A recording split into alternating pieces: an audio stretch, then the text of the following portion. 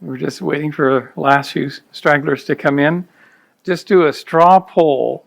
How many of you have had a creative download, an insight that was so potent it just took you over and it just streamed into your consciousness? And it was just like the most amazing thing. Anytime. Before breakfast? How many of you have had those after a psychedelic session or any kind of a medicine ceremony? Wow. So that's why we're here. Because there's something going on in between the throes of the psychedelic magisterium, if you will, and then something that comes to us as a gift later, which is this opening to access to something. And it could be to an amazing new design for something, a way to run a company, in my case, a scientific insight. And it's amazing that when it comes. I've had those downloads without psychedelics, but when I started with psychedelics, they became much, like, in a sense, supercharged. So it could have been an innate capacity in all of us, I think. So wonderful. We have an audience of the others that we've been looking for. So thank you for coming. So with that, let's get starting. So this wasn't a new idea. This was an idea that was concocted way back in prehistory, sort of the Eleusinian mysteries, that insight could come through medicine or through psychotropic active components.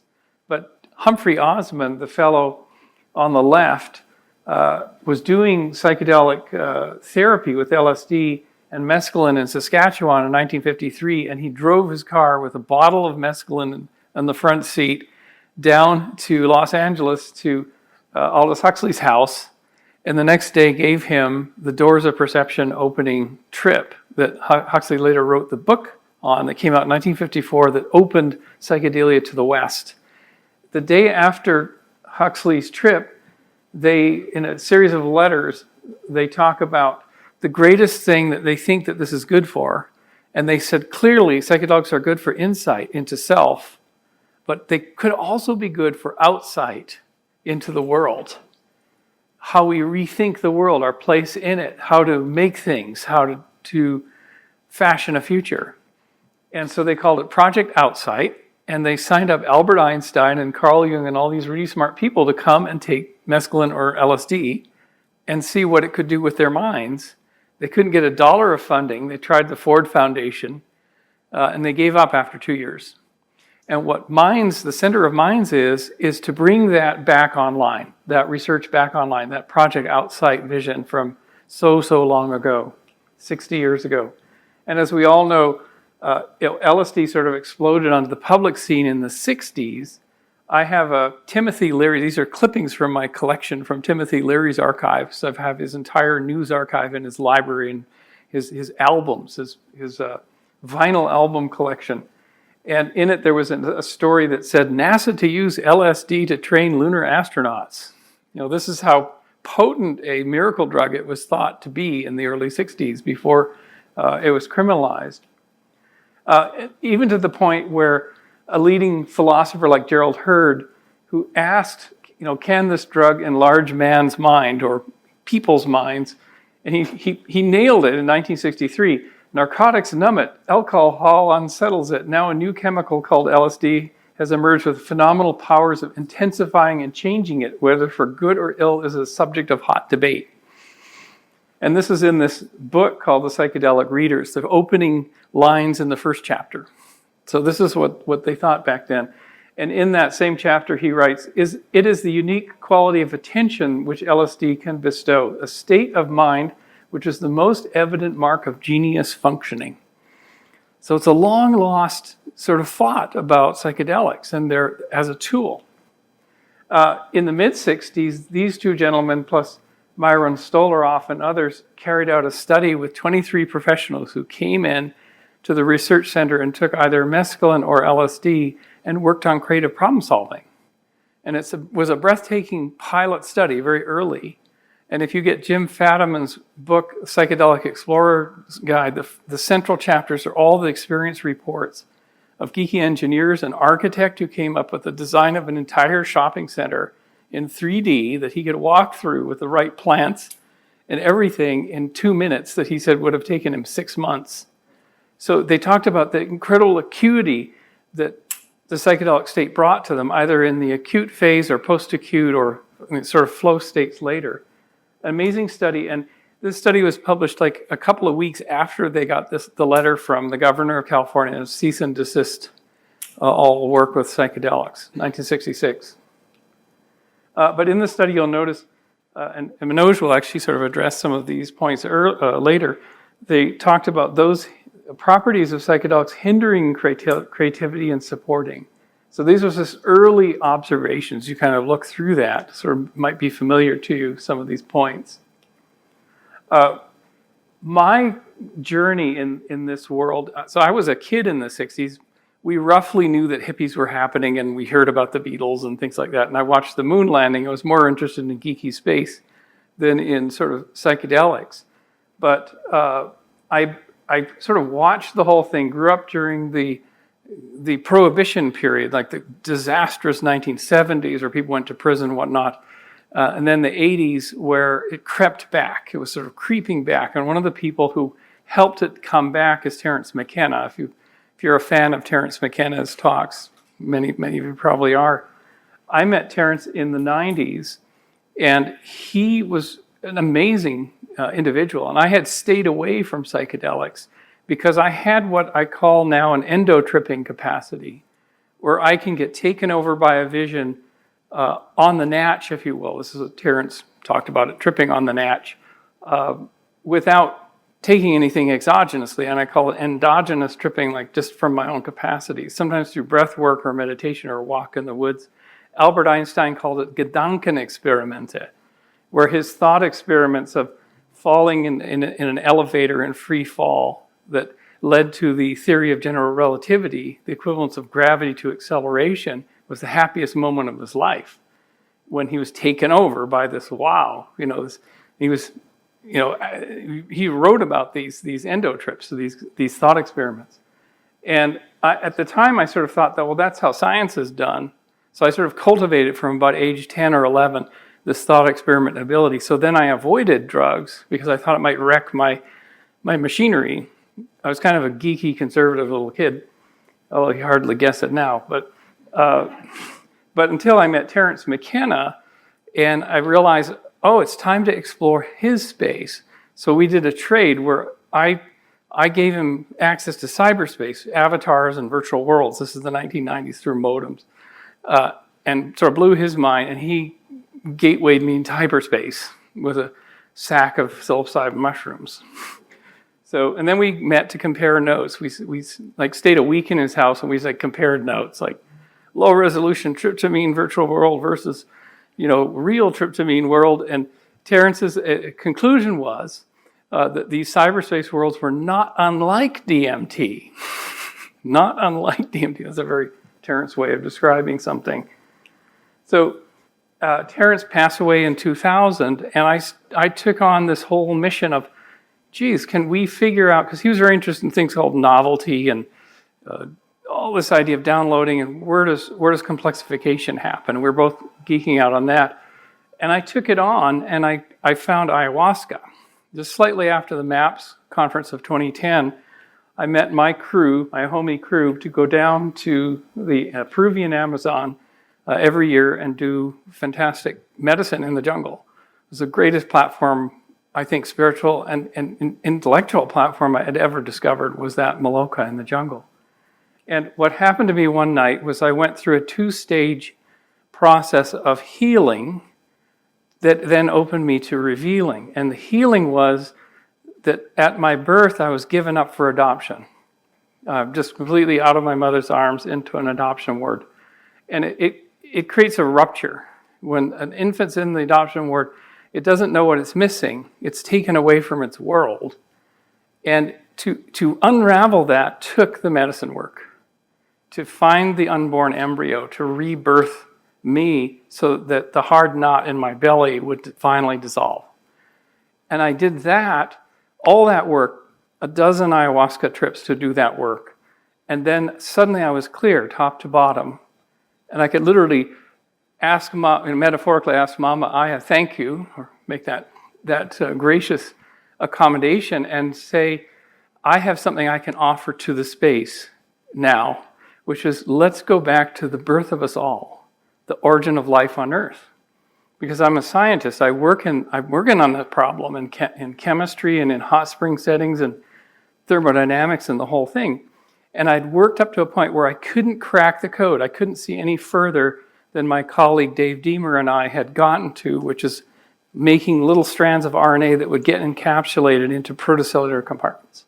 Couldn't get any farther. It was like, where do you go from there? The problem was too big and hairy, if you will. But with ayahuasca and just letting myself run endotrip after endotrip that I'd recorded in my mind, maybe some of you can do this too, you can stack them together like a quick film edit and get to the unknown space. And that unknown space was flying back while in a fairly low dose of ayahuasca to the volcanic pool on the ancient Earth where the first protocells were forming.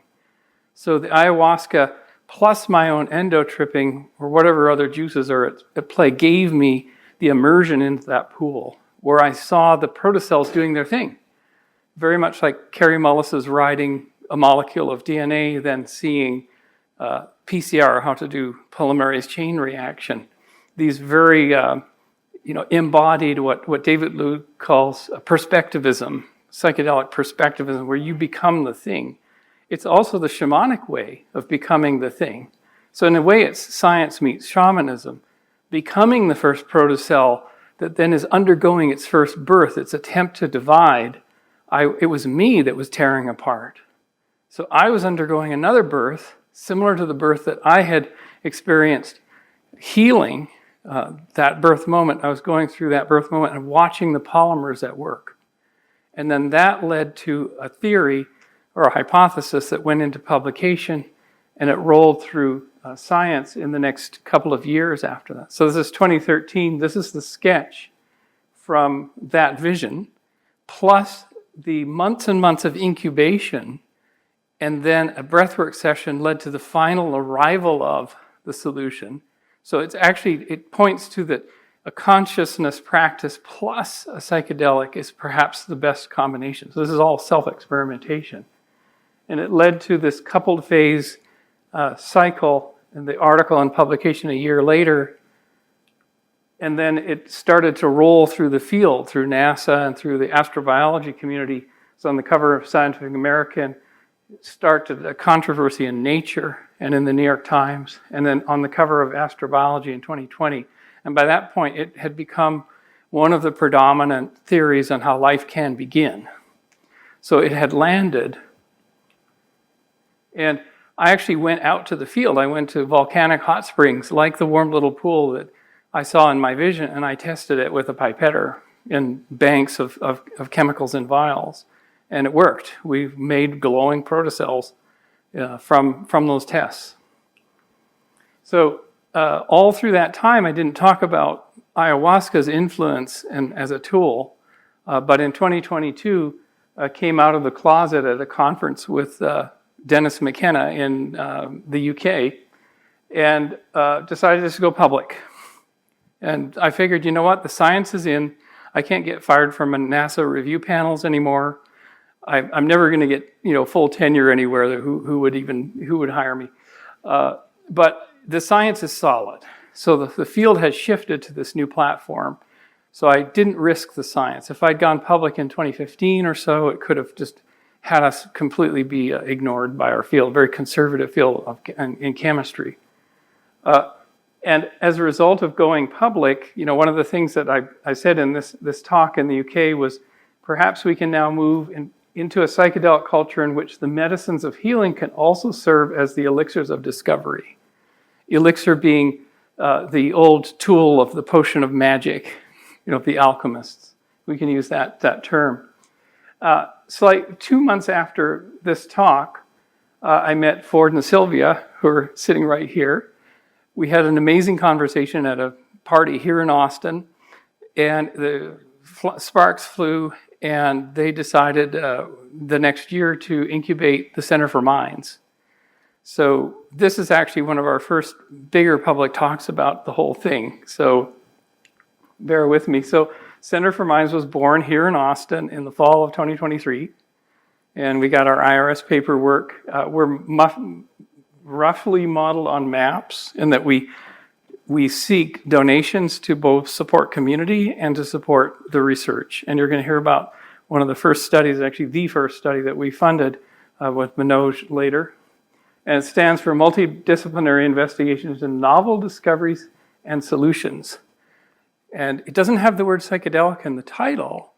It's implied that it's one of the most powerful tools, but the discovery and solution means how do we bring those things back, like the origin of life hypothesis. How do we bring the shiny object from the elves, back to the world? So this is our question. Can we combine these things, psychedelics and consciousness practices, to catalyze breakthroughs in all these important fields like science, technology, design, and even leadership, company founders?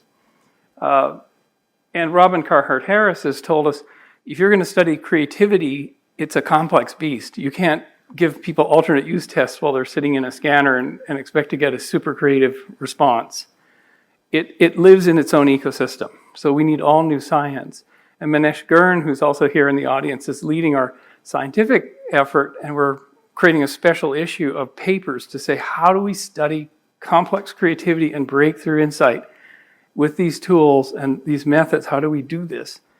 And that's underway right now. There's a history of this, and I mentioned Carey Mullis. We all know about Steve Jobs talking about how acid changed him and opened him. So there's a long under-the-table history of this, and perhaps some of you in this room represent some of that history of that use that isn't really documented. Your company has drug testing, for example. But in the last 4 or 5 years, a number of groundbreaking research has started, and papers and reviews. It's coming back from the mid-'60s. It's on its way back. And we launched Minds about a year ago at Texas Eclipse. How many were out at Texas Eclipse? What an incredible shit show, but it was a lot of fun. So there we are all on stage there with Rick and Eric Davis and Ken Jordan, who's now left us. There's Manoj, and there's Caitlin, and Jamie Wheel, who's been a really important thought leader for us. This is Greg Fonzo, who's started or co-founded the Psychedelic Research Center at UT Austin, just over here. And all of this was going down last year. We were getting ourselves on our feet, and the FDA decision came down. And what that said to me, we were in the UK. The FDA decision has come down.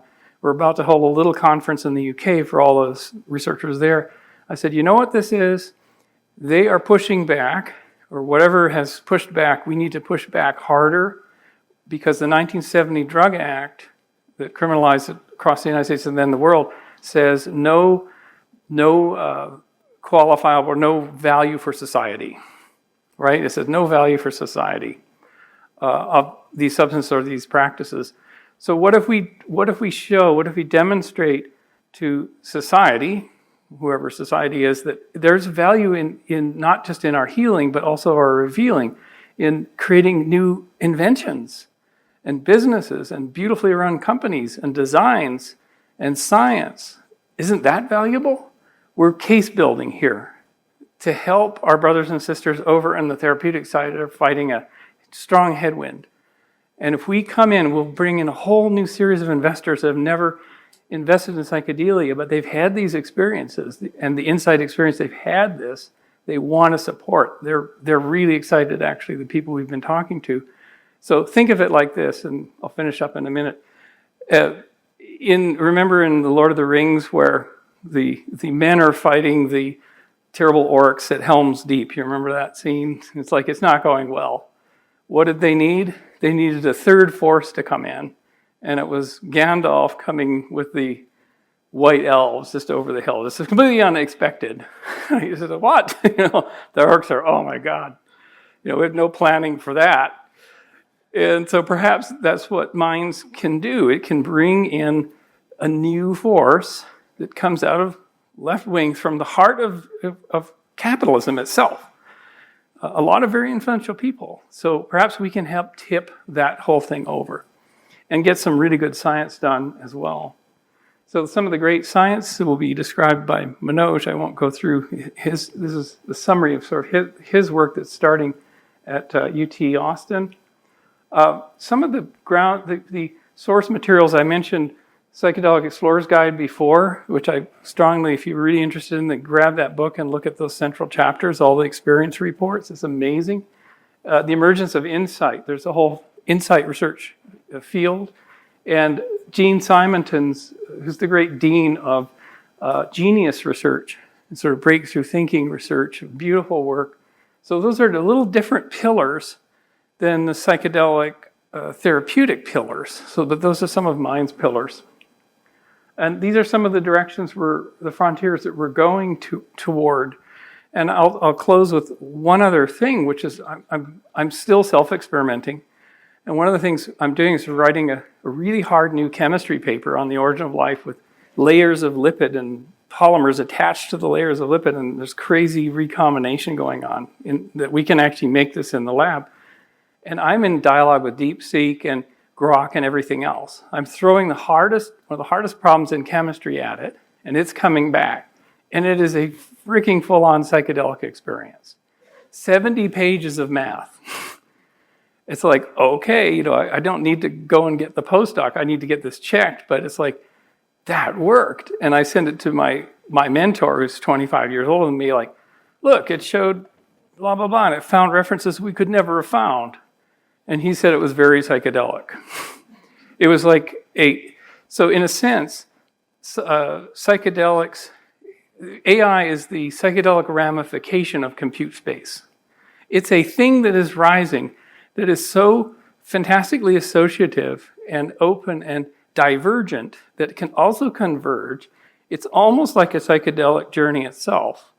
It takes you way out and like, what? What's that? And then it can converge you down to what? And I think it's like the hand axe. So we've been using hand axes for about 600,000 years. First tool, it changed the shape of our hands. It built culture and community way before all these other tools. The hand axe of our time is AI. And it's our minds grab onto that, and it will upgrade and change our minds. And I think that the psychedelically tuned and opened mind is ideally suited to engage that hand axe and co-evolve with it. I think that it's just a perfect partnership, co-creationship. And I'm just constantly, my mind is continually blown by my interactions with the AI. And yet I can see when it's hallucinating. And I'm hallucinating. Like, Grok the other day said, I think you're hallucinating on that proposal of that function. Like, it was funny. It's like Elon speak. So I think the era of AI and the era of psychedelia, they're arising, and the era of insight as a focus is arising for a reason. It's all co-arising. I think it's perfection in timing that these tools are going to be here. So with that, what we've got is to introduce Manoj. We're going to run you a short video. You can bring it up. Could a single experience change how your brain solves problems forever? We think so.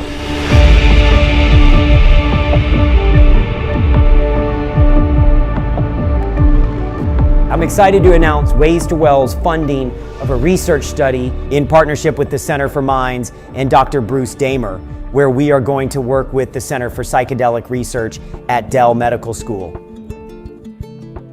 With the help of Ways to Well and the Center for Minds, the Center for Psychedelic Research and Therapy at the University of Texas at Austin is launching the first of its kind neuroimaging study exploring how psychedelics may help impact human problem-solving abilities.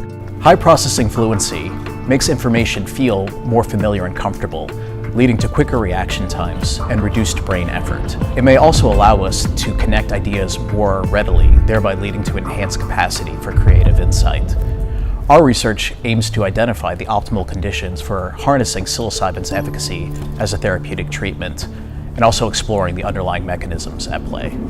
The impact of the mind's flux study is pretty significant because in order to make any kind of creative breakthrough, you need to have access to memories. The way that the mind accesses memory, aided or perhaps inhibited by psychedelics in some cases. Anecdotal evidence suggests that psychedelics can aid in processing fluency and therefore catalyze breakthroughs that are more remarkable and inaccessible to us in our ordinary waking states of mind.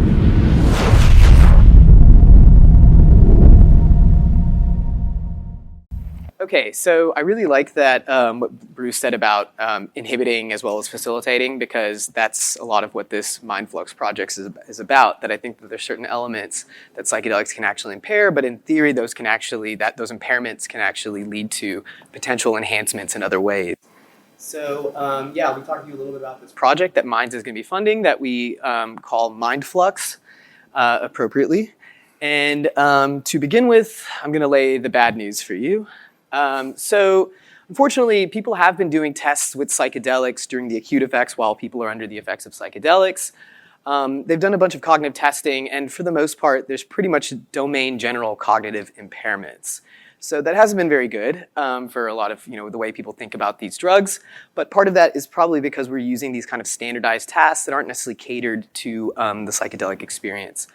But what about, kind of more less standard tasks like looking at cognitive flexibility? Well, those too show impairments. Whether you're talking about under the acute effects, as well as sometimes even a day later, you can still see an impairment. We actually do have a potential explanation for this that we're working on right now. I won't have time to get into, but yeah, at least for the moment, we're not really even seeing enhancements in cognitive flexibility. And so, even with things like these creativity type tasks, like looking at something like divergent thinking, it looks like psychedelics aren't necessarily enhancing these types of tasks, the performance on these tasks. And sometimes they even impair them. Yet people will think that what they produced was more insightful when objectively that's not true. So it's a little bit, right now we're not in a great place. So, where do we start? Well, maybe instead of looking at these kind of high-level processes, we should look at something more low-level and see what do psychedelics enhance, and then from there build our way up. So that brings me to processing fluency, or the ease of information processing. So typically this happens with repetition of stimuli, or if you look at something, two related things. So if I show you a stimulus and then I show it to you again a second time, your brain's gonna respond less to it. It's gonna be more easy to activate that kind of information.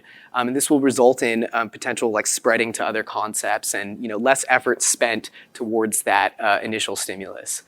And so there was actually two studies that were done actually in the 90s where they looked at what's known as semantic priming and showed enhancements. So if I show you the word, for example, lemon, and then later on I show you the word sour, you're going to react faster to the word sour because I showed you the word lemon. And then if I show you the word sour and then I show you the word sweet, you'll react faster to sweet because I showed you the word lemon. So under the influence of psilocybin, they found that actually from sour, if I show you the word sour, you'll react faster to if I show you the word lemon, you'll react faster to the word sweet. So you're kind of skipping concepts to be able to process the information sweet more readily. So this already sort of showed me that, okay, this is the first cognitive enhancement that I could tell from a full dose of a psychedelic. And this involves processing fluency. So there's other ways in which processing fluency can be shown in behavior. So for example, there's what's known as the mere exposure effect. So if I show you a stimulus several times over, you're gonna be more likely to rate it as more likable, or for example, if it's a face, you might rate it as more attractive. The idea that familiarity breeds fondness. There's also what's known as the illusory truth effect. So if I show you a statement multiple times over, you're gonna be more likely to rate it as true. So certain politicians probably operate on that. But there's another way in which we can look at processing fluency, and it's the fluency that you attribute to your memory. This is known as familiarity. So familiarity is essentially this memory process in which you can, you know that something has happened, you know that you've experienced something before, yet you can't recall specific details such as where or when you saw a face, for example. I think we've all had this experience that I know I've seen this person before, I can't remember where I met them, when I met them, what their name is, etc. And so this is something that we've been studying in the lab and we were already looking at with psychedelics. So one reason I was interested in looking at how psychedelics impact memory was the idea that, okay, the experience you have under a psychedelic, it can carry on, even after the acute effects have worn off, and that, this memory is what you're taking into your sobriety that can have some influence on your subsequent behavior. So before I jump into what we did, let me explain a couple concepts here. So there's multiple memory systems in the brain, but there's at least these two that Endel Tolving found this dichotomy, episodic memory and semantic memory. He's kind of the father of episodic memory. He came up with this dichotomy. He passed away a couple years ago, but even to this day, he's still having this influence. So first of all, episodic memory is more of this idea of recollection of information from the past, your ability to mentally time travel because it involves like placing the self back in time. He referred to this experience as autonoetic consciousness. So remembering, for example, like where and when you were, at South by Southwest. And then there's semantic memory, which is more of this knowledge for factual information, concepts, or even beliefs. So, for example, knowing that George Washington is the first president of the country, even though you no longer have the episodic memory for where and when you learned that information. And so what's really cool is that he referred to this experience because it doesn't necessarily involve the sense of self. You just know that George Washington is the first president of the country. He referred to this experience as noetic consciousness. And for those of you who have been interested in psychedelics, there's this idea of the noetic quality, this undeniable sense of knowledge that people feel like they gain while they're under the effects of psychedelics. So it's really cool that my two areas of interest have kind of converged on this term. So episodic memory involves more of the hippocampus. This is kind of the standard area that people talk about when they're interested in memory. Whereas semantic memory involves more of the cortex, the area of the brain that's kind of developed especially in primates or in humans, especially temporal cortex. And what's really cool is there's this dissociation between the serotonin 2A receptors in each of these places. So that's the main target of serotonergic psychedelics like psilocybin. So serotonin 2A receptors in the hippocampus tend to be more on inhibitory neurons, whereas those in the cortex tend to be more on excitatory neurons. So here's actually a map of serotonin 2A expression. Red is where they're most densely expressed. People love talking about how the serotonin 2A receptors are in the default mode network. Well, they're actually most densely distributed right there. That's the middle posterior temporal gyrus. And it is sometimes grouped in with the default mode network, but it's not really a classic default mode network region. It is a hub of the semantic memory network, however, which is part of the default mode network. And so essentially recent activation in semantic memory or processing fluency through semantic memory is what can lead to signals of familiarity. So before I go into the actual studies we've done so far, I have to make this point that when you administer a psychedelic and when you test people's memory can give you drastically different effects. So usually in memory tasks in the lab, what we'll do is we'll show you a bunch of stimuli in what's known as the encoding phase, so you're encoding a bunch of information, and then there might be some delay, and then we test your memory. And that memory test is known as the retrieval phase. So if I administer a drug prior to the encoding phase, that's going to target encoding. If I administer the drug immediately after encoding, that's what will be known as hitting the consolidation phase, so how those memories stabilize. And then if I administer the drug just before that memory test or the retrieval phase, you can impact memory retrieval. And so just to give you, demonstrate how different the effects can be, for example, we all know that THC, if you study when you're high, you're not going to remember anything the next day for your test. Or if you take Adderall when you're studying, you might remember more for your test the next day, otherwise known as amphetamine. But what's really cool with these two drugs is that they actually converge in their effects. If you administer those drugs during memory retrieval, so you study sober and now you take your memory test, you'll actually produce a bunch of garbage. You'll end up having what's known as false memories. You'll say you saw a bunch of things that you didn't actually see. And this is probably an even more interesting effect. So with alcohol, everybody knows if you study drunk, you're not going to remember anything the next day for your test. However, if you study sober and get drunk immediately afterwards, you'll actually remember more for your test the next day than had you not drank at all. This is known as retrograde facilitation. It's actually been an effect that's been shown since 1980. It shows up with other GABA A positive allosteric modulators like benzodiazepines and Ambien. And we've shown it in the lab. We've shown it with all kinds of different delays, different stimuli, et cetera. So, I mean, I don't want to say everybody should get wasted after this, but I am saying that it's a very robust effect that's been shown around the world. So the thing that we were most interested in is really in that, is there a laser on here? Tight. So right there is this is kind of the thing we were most interested in, is how do these drugs impact memory encoding? Because we wanted to see, when we're studying your memory later, when you're sober, like, is there some influence on your behavior subsequently? So we did this study with psilocybin. So this is actually a study with 3 different doses of psilocybin. The highest dose was actually 30 milligrams, which is something like 5 grams of mushrooms. So keep in mind, even though people might be somewhat non-functional, that if we see any enhancement, that's a pretty interesting effect. So what I'm showing you here are parameter estimates from a computational model that is dissociating this kind of standard way of thinking of episodic memory recollection as well as familiarity. And then this gray distribution will always be your placebo distribution when they're sober. Anything to the left of that would be an impairment. Anything to the right of that would be an enhancement. And what we end up seeing is that, like most drugs, that psychedelic, psilocybin here, does impair recollection, your standard sort of form of episodic memory. However, we start to see this enhancement of familiarity, especially at that really high dose where people are somewhat non-functional. And then we actually found the same effect with MDMA. So forget that pink distribution, that's when MDMA was on board during retrieval. It didn't really do too much, although I might mention something about that later. But if you look at what happened when MDMA was on board during encoding, that blue distribution, you can see again, impairment in recollection, enhancement in familiarity. MDMA does have a bunch of different effects. It's got a stimulant effect. Stimulants don't look like this. But the R enantiomer of MDMA, a lot of people might not know this, but there's 2 different drugs essentially that compose your standard MDMA. And the right-handed version actually does bind to the serotonin 2A receptor. So we tried to replicate this in collaboration with Maastricht University in the Netherlands. And we did a study with psilocybin and 2CB, for anybody who knows what that is. It's another psychedelic. And before I show you that, let me just show you that what happens with sedatives. So first of all, with sedatives, this is with GABA-A positive allosteric modulators like alcohol, benzodiazepines, Ambien. They all impair both recollection and familiarity. Likewise, with your NMDA antagonists, dissociatives like ketamine and dextromethorphan, you impair both of them. THC, you get impairments in both forms of memory. So really what's happening with our serotonergic psychedelics is quite unique. So we tried to replicate this, and like any good replication attempt, it didn't work. So what we ended up seeing was that there wasn't much of an impairment in recollection, and oddly enough, there was only an impairment of familiarity. So first of all, if you look through this paper, there actually were hints of impairments in recollections through various other measures. But I'll tell you in a second why I don't think this is actually an impairment of familiarity. But even if it were, this is still quite a unique effect of psychedelics. That is, no drug impairs only familiarity. Usually your impairments show up in recollection first, and then you get an impairment in familiarity at higher doses. But here's why I don't think this is a real impairment. I think it's because we used a weird memory task.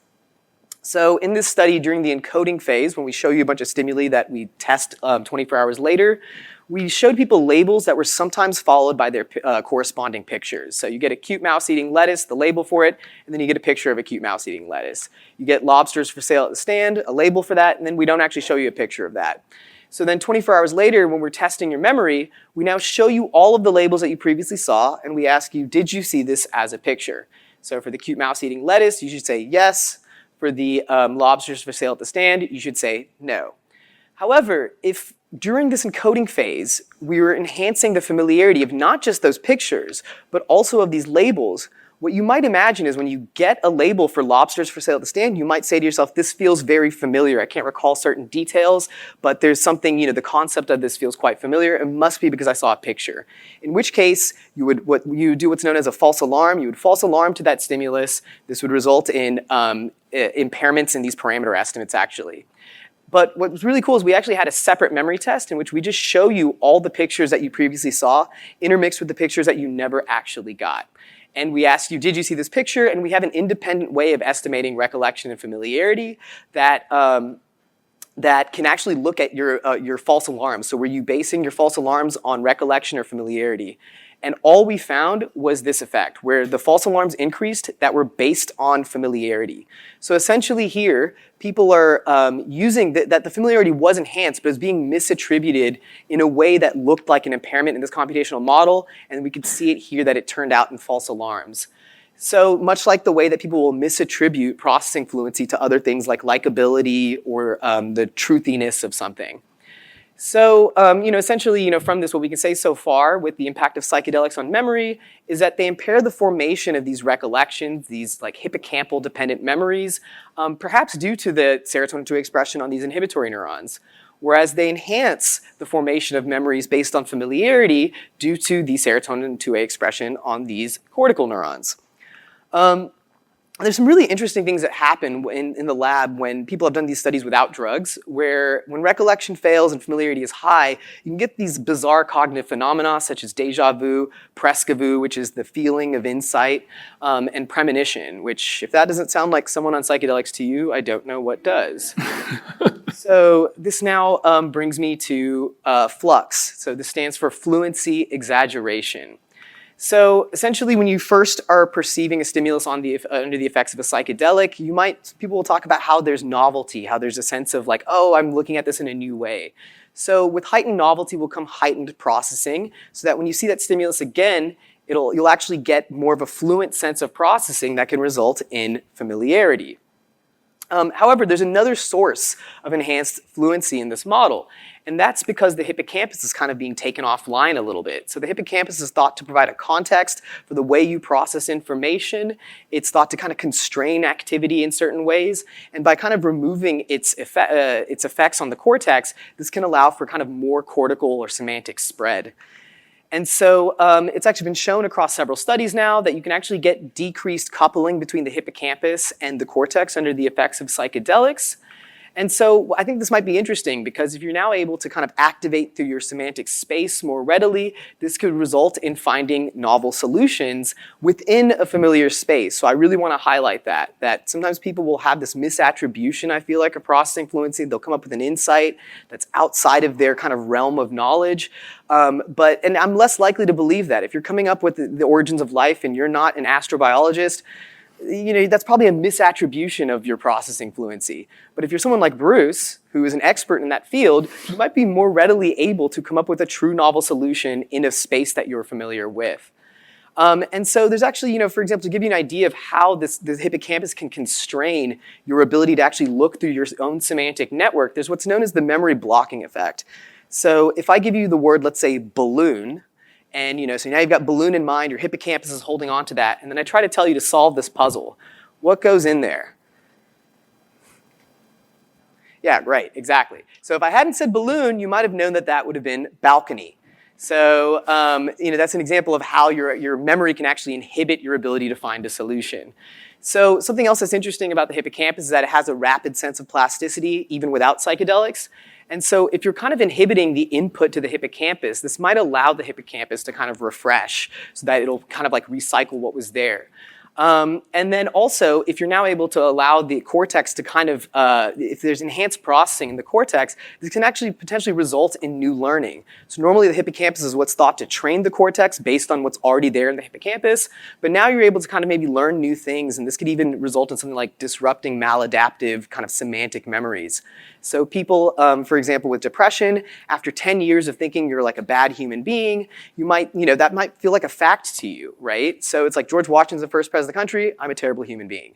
They're put on the same level of like their truthiness. And so if you can disrupt those types of things, I think this might also speak to how psychedelics might treat things like depression. So we actually came up with this model, this very simplistic model. This is related to PTSD, but I think this could apply to a lot of different domains of, for example, depression, or even something like, creative problem solving. That let's say, essentially you start here with the hippocampus, where you have memories that are kind of hijacking the hippocampus, and that these are constraining the way the cortex is now activating how you process information. And then what's now fed back into the hippocampus is information that's biased towards, whatever was initially constraining it in the first place. It turns into this kind of positive feedback loop that's quite negative. However, when you're under the effects of a psychedelic and you decouple these two systems, now you're able to kind of maybe learn things that are not constrained by the hippocampus. And then eventually when you start to sober up and your hippocampus comes back online, you can create a new sort of positive feedback loop. So let me just check to see where I'm at on time. I think we got a little bit of time. So here's the MindFlux project. So we're going to use a double-blind, placebo-controlled, repeated measures study. We're going to have 24 participants. We're going to use a moderate dose of psilocybin that we're giving people during memory encoding, and then we're going to scan people's brains during both encoding and retrieval. So retrieval will be sober. So the idea here is, especially one of the things we're interested in, is when you're retrieving a memory from a psychedelic experience, are you more likely to, for example, use your cortex? Are those memories sort of stored in the cortex now rather than the hippocampus? We're also going to have various behavioral measures of processing fluency that are more direct versus what I was doing, which is showing you like a memory task. And that is about as much information as I'm going to give you about this project in case any of you are my participants in this study. I don't want to bias the study. I don't want you to respond in a certain way that'll either help my hypothesis or hurt it. And so that's as much as you get for now. And so, what are some future directions we could go with this? Like, what are other aspects of cognition that might get enhanced by psychedelics? So I mentioned now memory encoding, but I didn't mention how the drugs impact consolidation or retrieval, in part because those haven't been tested super well. There was an animal study as well as a human study that found some evidence that if you administer a psychedelic immediately after the encoding phase, that you might also get memory enhancements much like what you see with alcohol. However, I think to do that study properly, you would need a fast-acting psychedelic because the idea is that you want to target synapses that were just formed before they stabilize, which can happen within the order of like 30 minutes to an hour. So we would need to do the study probably with something like IV psilocybin or inhaled DMT. There's also, how do psychedelics impact memory retrieval? There's this idea that people will claim that they can, access memories that they otherwise didn't have access to. I'm not sure if that's a real thing. Most memory researchers kind of agree that there's not really much evidence for repressed memories, and instead the idea is more that you're more likely to kind of distort your memories under the effects of various drugs, including what we found with MDMA. But I'm open to being corrected. I think this study needs to be done whether we do show that people can access memories better or we show that psychedelics distort your memories upon their retrieval. Those are both important pieces of information that we should find out. And then lastly, there's what's known as working memory. So working memory is the ability to hold things in mind. So for example, like if I give you my phone number, and you're like, okay, 555-3535, right? And you're sitting there holding it in mind, or if you're doing math in your head. So working memory capacity is the number of pieces of information you can hold, which seem to be impaired by psychedelics. So usually you can hold 3 plus or minus 1 things in mind, and psychedelics might knock that down to 2. But there's also what's known as working memory precision. So this is the ability to very precisely remember what's in each one of those slots.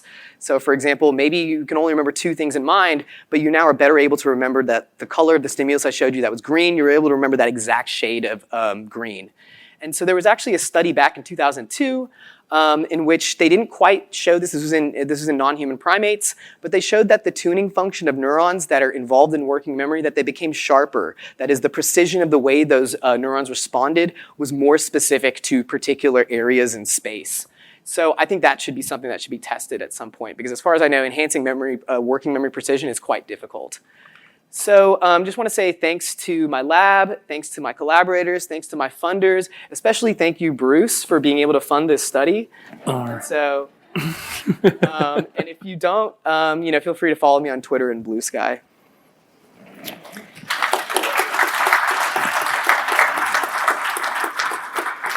And before we get into questions, we have an announcement that tomorrow night is a super cool event that's happening. You can scan it here in downtown Austin. And it's the Cosmic Shindig. You can find it at cosmicshindig.org. And Ford and Sylvia organized it, and we've got a dream team. She doesn't show, who are the DJs? Who's the musical talent? The Human Experience. Human Experience. Matto. And we got a fireside chat with Rick Doblin and myself. Yeah, it's going to be a blast, guys.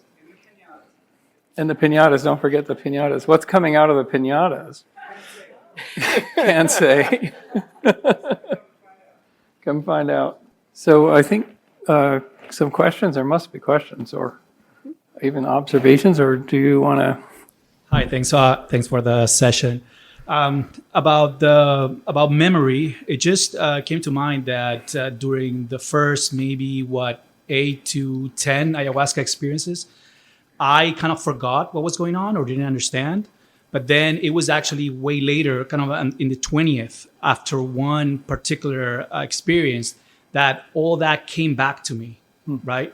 So if you tested me afterwards, it's, well, you actually don't remember much about it, or you think you don't, right? But it was only way after that kind of came back. It kind of makes sense, right? And I was also able to, as I say it, take it back with me, right? I was not able to take it back with me.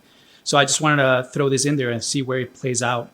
in your research. And then real quick, another thing that also happened to me was that at some point I had this kind of reconnection with a trance, and it was just like very spontaneous. I was just doing something and it just came to me, right? It was very quick, right? But it was something in the environment or whatever, and I got teletransported again to that. So kind of speaking to that selective memory, how you access but you don't, or maybe a particular trigger allows you to access. Yeah, so there's a few different things there. So one is what's known as state-dependent learning. So, if you study drunk, people will say that you should take your test drunk, for example. As it turns out, those effects are they can be a little tenuous. Although, I don't know, people haven't tested that with the psychedelic, and I think that would be quite interesting. It sometimes works with, for example, stimulants like methylphenidate, Ritalin. And so that would be really interesting. The other thing is that ayahuasca is an interesting drug because it's got really, two drugs in it, right? There's DMT, and then there's the monoamine oxidase inhibitors. So monoamine oxidase inhibitors can actually have been shown to enhance people's memories, especially if you already have a memory impairment. And so they facilitate, dopamine, norepinephrine, and serotonin. They essentially prevent their breakdown. And so much like the way a lot of stimulants work, except slightly differently, but they facilitate synaptic monoamines. So there might actually be something there, for example, with administering beta-carbolines or monoamine oxidase inhibitors in order to prevent that hippocampal-dependent memory impairment. As far as the accessing things that were previously, potentially lost, yeah, I don't know. So we did a study where we looked at members of the Santo Daime community. This is again in collaboration with Maastricht University. And they drank it was sort of observational, where they essentially drank their own ayahuasca, and then they got brought into the lab, and then they did a memory task. There was a couple issues. The study's published. There's a couple issues with it. One is that the observational nature, and then the other thing is that both encoding and retrieval took place under the effects of ayahuasca. And we ended up finding a memory enhancement, a recollection enhancement, that is, the hippocampal dependent memory enhancement, which was completely the opposite of what we thought we were going to find. And so that was a little bizarre. So we kind of, attribute that. We say there's a few things that could be there, but one of them is the monoamine oxidase inhibitors might have counteracted some of the psychedelic effects. The other thing is that maybe the psychedelics really did enhance your ability to retrieve memories during memory retrieval, that essentially that there's a retrieval effect there, which is why I'm open to that being a possibility. But, I think the way to properly test that would be do encoding sober, maybe a day later give people whatever psychedelic, and then test their memory and see if they can access things that they otherwise wouldn't have been able to access, when they were sober, when they're given placebo. So, I think to clarify, are you talking about memories kind of in your life, or memories objective in the trance, during the trance? Yeah, so this is objective memory. So we show people a bunch of stimuli during encoding, and then during retrieval, the idea would be to try to now test their memory for the things that they previously saw. So now the drug's on board during memory retrieval, and does it give you better access to that information? So, yeah, I don't know. This is, again, needs to be tested. In your particular case, I wouldn't be able to explain. Maybe there's something about taking ayahuasca several times. Or maybe that, it's even the case that the seventh time you took it, there was things that were reminiscent of the first time that kind of came up that, maybe you get that same experience over and over, and you were attributing that to the first time. So I think this is something that needs more testing, and we're just kind of in the early days of how do psychedelics impact memory. Yeah. Hello. I have a question for both, and I'd like to see your perspective or point of view in this topic.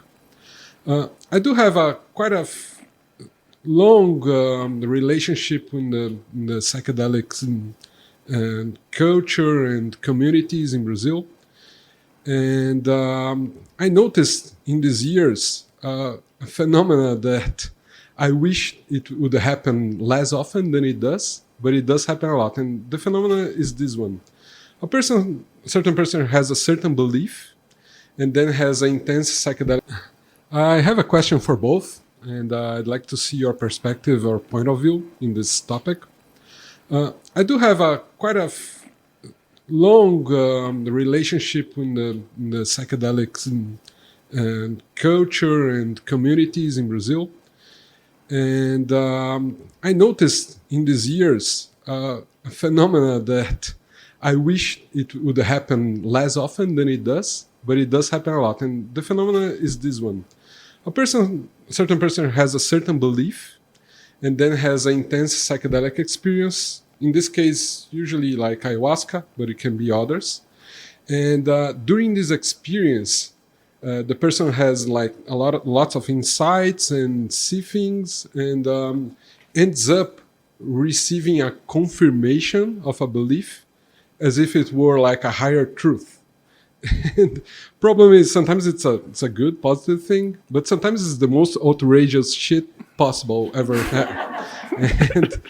And then we are in a moment of like psychedelic renaissance and lots of people interested in this. And I've been seeing this process happening with this common side effect that is not exactly the best thing ever, is that someone has believes in something, and after one or a couple psychedelic experience, that thing gets cemented into the person's mind in a way that an illusion becomes a delusion. Like a belief stops being a belief and starts being a certainty. In your experience and your research, what to do in this situation? What is the best course of action? Like how can we approach this? And because we are dealing with something really strong, because we're talking about people feeling the deepest depth of their own selves that something is truth, and clearly from an observer perspective, that something is not truth at all. And what to do in this case? I think in my case, and I speak not from neuroscience or psychology, but from science, the sort of the hard sciences, and we get this all the time, but even without psychedelics. So we'll get a renowned colleague. Sometimes it happens when they're older, but they get attached to some kind of download or insight. And they're still at the meetings, and we do this subtle dance of peer reviewing it, and subtle messages, body language messaging that sometimes they don't pick up because the way they are. But there's hallucinations going on constantly within science about what can work. And ultimately what it comes down to is, can they throw it at testing? So we was like, okay, sounds plausible. Propose how to both test and falsify this idea. And it just gets, sometimes it's pretty harsh, in science. So sometimes really good ideas are just thrown out because it goes against the grain of current thinking. But then they have to come back. So it's like a hard process to convince. So there's sort of a baked-in skeptic. And perhaps in my case, I came to psychedelics at age 37 so late that I already had a kind of observer. I had an entire film crew running. When I do my trips, there's an entire film crew and a director, and there's funders and there's bankers, and they're all like, this movie is getting made, and I will actually, at points, I will do edits. Like if something's going off, it's like, oh, we're going to this pretty bizarre treatment and I'm in a visionary state, I'm in a visioning movement, I'll just steer it back, or I'll start it again. So having a strong observer that's skeptical online, very much when you're using AI too, as it takes you way out and things like this. And of course, in order to give people that kind of thing, it's discipline. It's a lifetime of training and early acculturation to, if they're lifetime meditators, they'll have it. That strong skeptical observer. But I think what we can do as their friend is gentle peer review, body language, joke, tell, bring some humor into it because they're really attached to the idea. But if their friends in a certain percentage of their community says this could be a problem because they could end up doing something pathological, like trying to build a pyramid-shaped restaurant that floats on the Amazon. This was a famous example, right, from Brazil or Colombia, I think.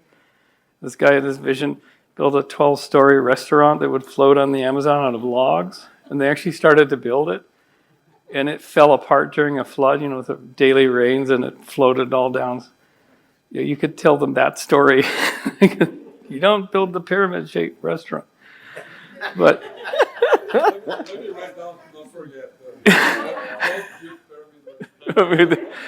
but yeah, I think this is actually, I have to say that the psychedelic community, if it is a coherent community, can be watching for itself and watching for this kind of thing, because we've lost people. People have taken their lives around these ideations and dark places that they go, which may be unhealed spots and things like that. And you can see the early signs, actually, from the results of a deep psychedelic experience. You can actually watch a map unfold of some pathologies. Oh, there they are, right there on the surface. And they present. And I think it behooves us as a community to say, oh, we see those signs, and to come and intervene, or we'll lose that member. It's been more than one in my experience. So it's in Australia, I love the term they use in Australia. It's called duty of care. So they don't use harm reduction as a term. In Australia, they call it duty of care. I think that's a really beautiful way to say it.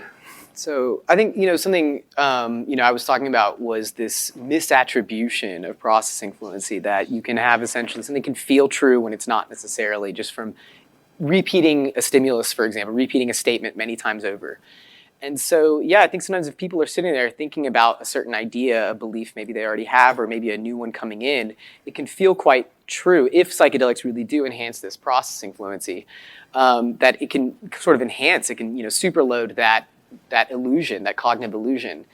And then on the other hand, if it's, let's say, some, kind of contrary information, that maybe it can also turn into something else that can disrupt that original belief.